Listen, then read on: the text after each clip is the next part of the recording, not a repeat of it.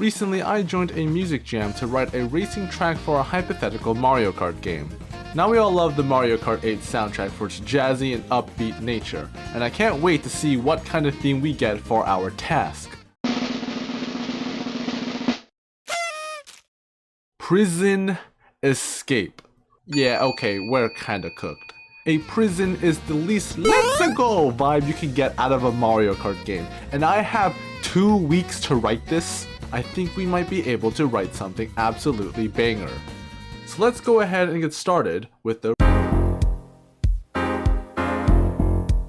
First, let's try to understand what makes a Mario Kart track sound like Mario Kart. Now, I'm not going to go through the whole history. If anything, Thomas Game Docs made a wonderful video on it, but essentially a modern Mario Kart track uses jazz fusion, specifically a fusion of jazz and rock. So how much experience do I have with either of these two genres? Really? Only one? And that one's not even a composition, that was just an arrangement. So I don't have any background knowledge, but I do have references that will help us specifically for games. Mario Kart 8, Team Fortress 2, Framed 2, and Ace Attorney Investigations. For Mario Kart 8, we're going to be using Bowser's Castle, which is going to be the main rock inspiration. Specifically, I want to try using guitars and trumpets. Now, speaking of trumpets, we're going to move to Team Fortress 2 for the only portion of that's it. This portion specifically sounds the most delinquent out of all of it, and I think that's perfect for a prison vibe. Now for Framed 2, we're going to be using Strollin, which is going to be the entire jazz-oriented structure for our racing track. And finally, Ace Attorney Investigation, specifically Shi Longlang's theme in the arranged soundtrack. This is pretty much as close as a racing track with jazz fusion as we're gonna get from anything closely related to law and prisons. This track in particular is going to be my overall inspiration for the entire track. So there might be a section that might sound very familiar, and that's just because I just really love that section. But now that we have all 4 references, let's go ahead and get started with the composing.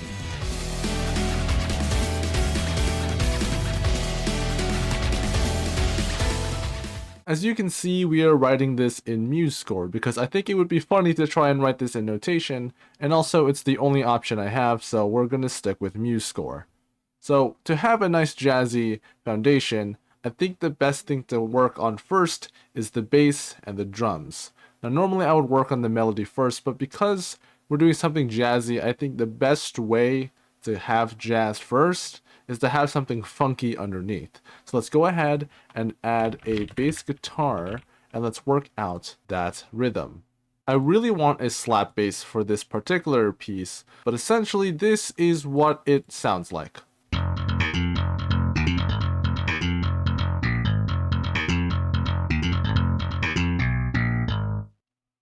That is absolutely jazzy.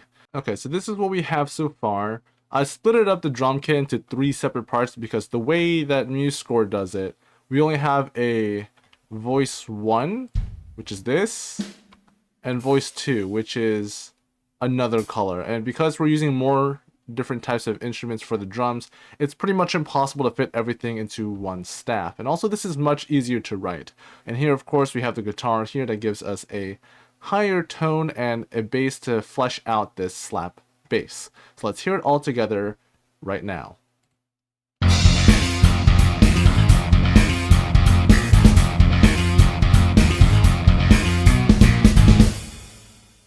Now I'm going to go ahead and write out the second half of this phrase because this is only one half of what we have.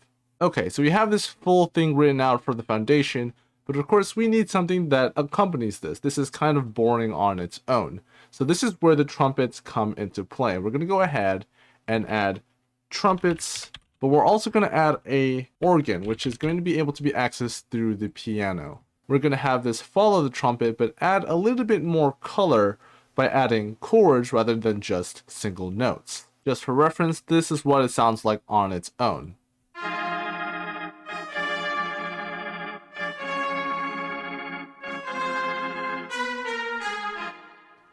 This is good so far. Now that we have this, we can actually work on the other part, the main melody that's going to show up. Okay, so now we have this portion here, and I've added a few other things. First, I added a lead guitar that would add more of a twang to the trumpets, so it wouldn't sound just alone with the piano. Now let's go into the main melody of the saxophones. As you can see, I've used 3 to get that nice rich sound.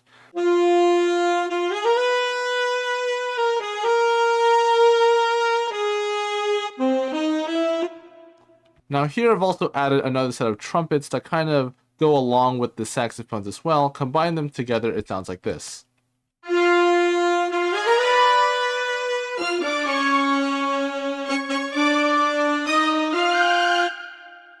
Now from this point on, you would like to imagine, okay, let's either repeat this or let's go even harder. And to that, I think we want to actually go reverse and tone it back. Now this piece of advice actually comes from Mick Gordon when he wrote Super Gorness for Doom Eternal. I know it's a completely different genre, but follow me along. When the first pieces of music that I was putting together started getting into the game, it actually wasn't working. It was actually like too much. It was getting a bit too distracting. I remember the first track I put together was like really quick. It was about 264 beats per minute.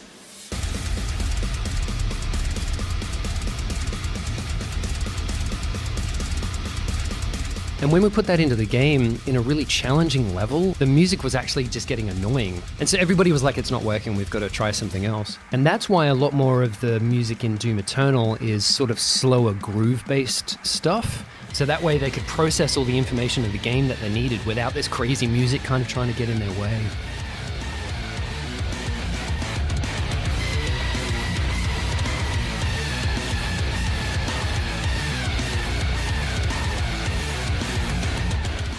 And I think it's a much needed improvement that was finalized, and I want to take that advice to here. We kind of have a nice upbeat part, especially in the drums for the racetrack, but I want to calm it down. I want to have a brief area where even first place can still focus in that brief section. So let's go ahead and write something specifically for guitars. So I went ahead and wrote the full guitar section here, but we're going to break this down one at a time. Unlike before, where we had a lot of fast-paced notes here, I want to switch to a lot more mellower and slower, not really slower, but mellower and more spaced out rhythms for this part. And as you can see, I have bends here, which when you listen to it, it gives the guitar a lot more life into it. Okay, let's go ahead and actually talk about this whole mess here. It's 6 notes in total, 3 for octaves and 2 for both voices. It's kind of messy, but it gets the sound that I want from it. Now, as you can see, this part here, it's not landing on beat 1. If anything, it lands on the and of beat 4. So having this allows the flow to keep going and allow you to not get stuck on beats 1.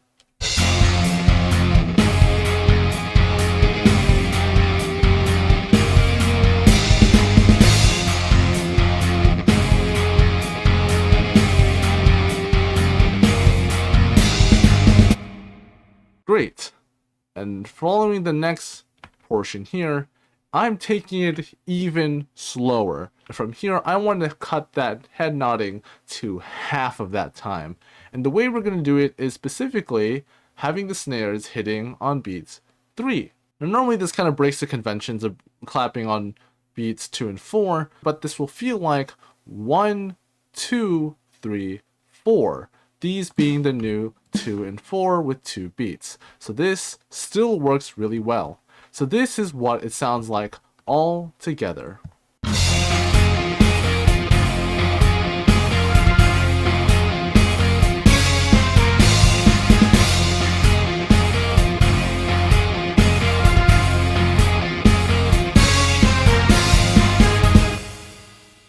Now for this final part, I just want to go straight back to the main fun section here. Now we're going to do something different compared to the beginning. Instead of having it land all on one beat, I want to make the momentum, again, sound nice and snappy. So what we're going to do is we're actually going to not land on beat 1 for most of the instruments and land on beat 2. You're going to listen to this. We're going to make an orchestral hit here using natural sounds.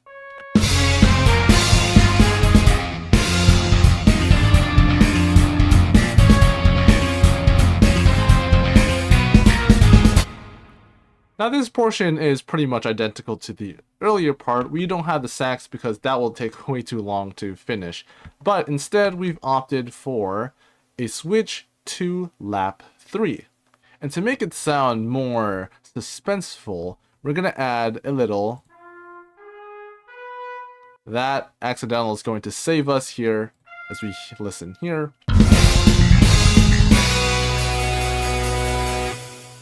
With the accelerondo to speed it up, we're moving straight into the next final lap, which is pretty much just this entire portion that we have here, but just faster and higher up. And for the final part to end off this track, we're going to use a slightly different variation of what we had going up, but instead of going up, we're going to go back down.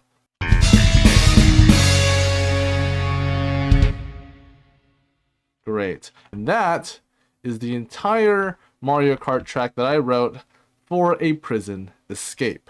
So that's how we made this racing track. Let's go ahead and listen to the final result.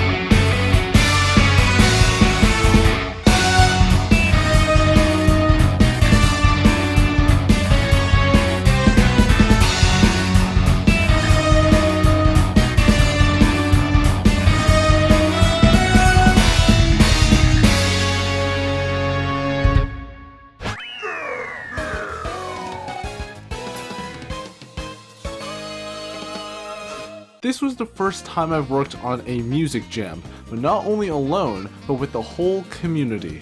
That's right, this is not just a solo project, this is just one part of a whole album with all the other composers working together to make one whole soundtrack for a Mario Kart-like game. I've enjoyed every single second of writing this, and I'm so glad that I had the opportunity to join this music jam. On screen you can hop right over to the full album or just my original track alone, or watch them in the description or the pinned comment below. And remember, always have a good day, and I'll see you in the next video. Goodbye!